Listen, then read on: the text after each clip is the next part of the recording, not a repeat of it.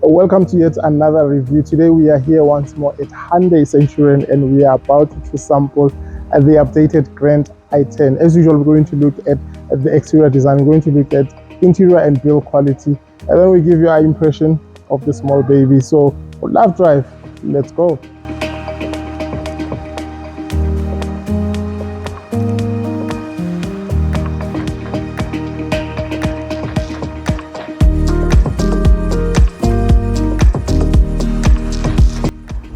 Well, the Grand i10 has received a nip and tuck for the model 2024. It looks really great. I think it has been brought to be modern. It takes the Hyundai new design language and I think it really looks good. You still have this swooping bonnet that goes down. What is revised is this bumper. As you can see, it looks kind of modern. I like it. You've got blacked out grille accent, which is great. This is the fluid model and I'm going to give you models later. You've got a daytime running light that looks like a star for the hatchbacks. Well, the sedan gets a L-shaped light DRL, which also looks great. We'll show you that one a little bit later. All the Grand i10 gets halogen light for all the models, which really looks good. Like it.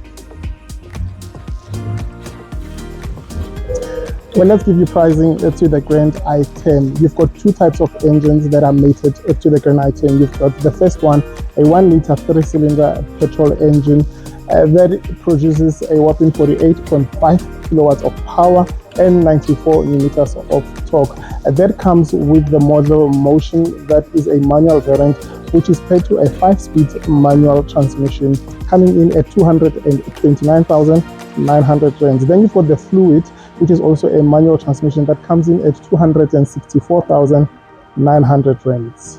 Then you get the 1.2 variant engine, which produces a whopping 61 kilowatts of power and 114 millimeters of torque. That one is paired to two models as well. The Motion Automatic, which comes in at 269,900 rands. Then you've got the Fluid manual, which comes in at 279,900 rands. Then you've got top of the range automatic Fluid that comes in for 309,900 rands. We'll make sure that we post those numbers on the side. Well, the side profile is as simple as the front. The Fluid variants get all 15-inch alloy rims, while the Motion gets a 14-inch rim with a hub cap. As mentioned, you get indicators on the mirrors. Side profile, it's simple, it's clean. I like how this car looks. What is interesting in this range is that the Grand i10 opens up to about 256 boot capacity. What is very interesting though is that you get a full-size spray wheel for this Grand i10. That's great. Well, this is what it is my catch at the back. Ta-da! Looks like the Kia Picanto. I think it really looks great. I love the new design of the backlight. It just pops. Something that is interesting about the new Grand i10. Yeah, love it. Welcome to the insides of the Grand i10. I really like what I'm seeing in here. First of all, I like this slot that Hyundai seems to be doing with their cars. I think it's for the safety belt. You can just put it in there and then it locks your safety belt. I like it. It's kind of cool. Well, this in here, it's a black interior, but it just looks great. I like this red stitching accent. It's all over inside the car. It looks really great. I love those patterns on the door.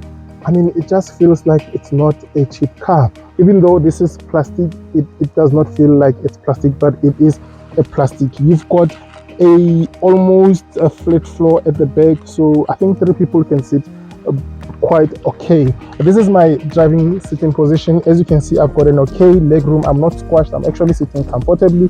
Headroom is ample, which is good. I mean, this is great. You've got pockets at the back here to store your stuff. You've got air vents at the back, and you've got a USB port here to charge your phone. I mean, what more do you need? You don't have an armrest, but I mean, this is quite okay. I could take this to Devon. I think I would enjoy, apart from the fact that you would have to fill up petrol every second because it's got a small fuel tank. If I'm not mistaken, I think it's a 37-liter tank or 47-liter tank. We'll just check that. But yeah, nonetheless, it looks really great. I like it. Let's pop into the front and just check this baby out. It is in the front, which I think you are just going to love your new Grand i10, and I think I would definitely love it. I still love this red accent that you find on not only on the seats, but I mean it's on the Evans. This Evans looks stunning. I like this design here. It's plastic, but it's not that bad. I just love it. You've got a storage compartment here, which is great. You've got a pad here which you can seat your phone. It's not a chargeable pad, but you've got a USB-A as well as a USB-C, and then you've also got a 12-volt socket. You've got dials for your air control. You know how I am with air control, so I love the physical dials or buttons, which is a tick for me. I mean, I love how this center is. It's just simple. It doesn't rattle. I think it's well bolted. It doesn't rattle. There's nothing that squeakies, so that's great. There's another space here which I think you can slot your phone. You've got 2 cup holders, which is great. I mean, it's a manual transmission. I mean, the gear lever looks really stunning and great. I mean, it looks premium. Like it. Feels great. Up front here, I think this cluster just looks something else. You've got an 8-inch touch screen, which is pairable with both Apple Play as well as Android Auto. The screen is really intuitive and it's easy to use. I mean, I like it. I think they've just made sure that it becomes current with all its models. I like it. In the fluid, it gets controls that are also on the steering wheel, which controls the screen as well as the driver screens.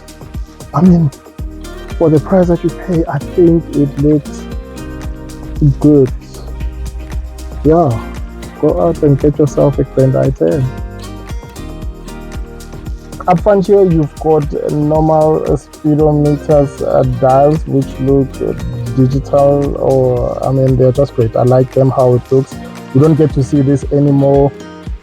You've got a customizable screen in the front of the driver where you can toggle between specific stuff, looking at your fuel economy, looking at your speedometer, drive information. I mean, there's not much you can do, but there is some information that you can read from the car. I like it. The steering wheel can rake, but it does not reach, which is, I don't have an issue with that.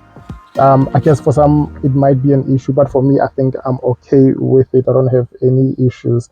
The layout here is really simple. I feel it is created or produced for a driver to enjoy their car in a simple way, and I think they've nailed this one. Well done, Hyundai. So what is our verdict for this car? Should you buy it? Should you not buy it? Should you shortlist it? It's got rivals from its sister brand, the Kia Picanto. I think the Suzuki Swift, the Polo, as well as I think the Renault Kwid. Yeah, well, pricing of how much this car will cost you will come up here, and I guess that will help you to determine if you should be buying this car.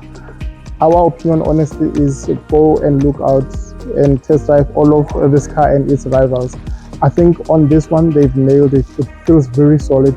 It feels very, very premium, and for a small hatchback, I think it's worth the shot of being given an opportunity to prove itself.